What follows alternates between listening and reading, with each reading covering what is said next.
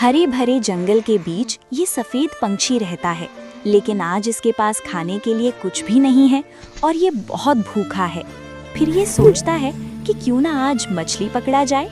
ये पक्षी फिशिंग करने लगता है। बहुत मेहनत के बाद एक मछली पकड़ लेता है और खुशी से घर जाते समय सोचता है, आज पेट भर के खाऊंगा। तभी एक लोमड़ी आती है और इसे बहला फुसलाकर समंदर के पास ले जाती है और बोलती है, इस मछली को छोड़ दो। ये छोटा नादान पक्षी मछली को छोड़ देता है। तभी लोमड़ी मछली को तुरंत अपने मुंह में दबाकर भाग जाती है और ये पंछी भूख से बैठकर रोने लगता है।